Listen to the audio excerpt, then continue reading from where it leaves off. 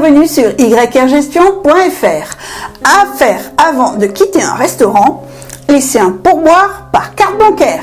En effet, les pourboires payés par carte bancaire dans les cafés et les restaurants seront bientôt défiscalisés, c'est-à-dire qu'ils ne seront pas soumis aux charges sociales pour les employeurs ni à l'impôt pour les salariés.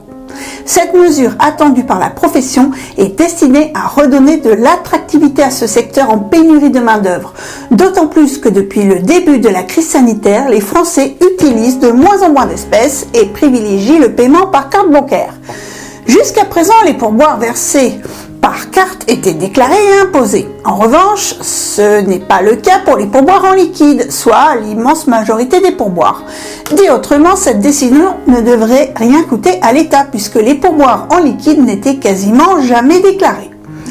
Avec la mesure annoncée par le chef de l'État, le pourboire reviendra entièrement dans la poche du salarié et de manière complètement légale. Le président de l'Union des métiers et des industries de l'hôtellerie espère que cela va inciter les jeunes à venir dans ces métiers, tirer le service vers le haut et inciter les clients à reconnaître la qualité de la prestation. En effet, le pourboire fait partie intégrante de ce secteur. Cela peut représenter quelques euros à quelques centaines d'euros dans les établissements de prestige.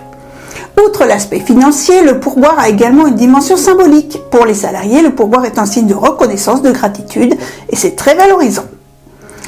Le pourboire ne fait pas partie de la tradition française, contrairement à d'autres pays où il est quasi obligatoire. Cependant, depuis quelques années, on a vu qu'avec les dons aux associations par exemple, par le biais des centimes arrondis, dans certains commerces, le pourboire est entré dans les mœurs. Alors, comment vont se dérouler les nouvelles transactions ? Chaque établissement choisira son propre système et s'organisera comme il voudra, que ce soit en proposant l'arrondi ou en laissant le client fixer la somme de son pourboire.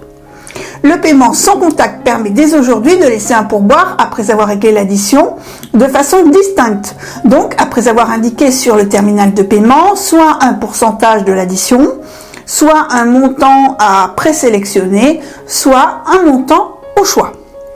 Mais le système par les arrondis semble celui privilégié. Ce sont quelques centimes qui ne coûtent quasiment rien au consommateur, ni en termes d'argent, ni en termes de temps. Enfin, selon une étude CSA, 35% des Français ne laissent pas de pourboire par manque de monnaie et 71% déclarent être favorables au pourboire dématérialisé. Voilà, si vous avez aimé cette vidéo, merci de liker, pouce vers le haut, de partager, de vous abonner. Vos commentaires sont toujours les bienvenus et à bientôt sur yrgestion.fr.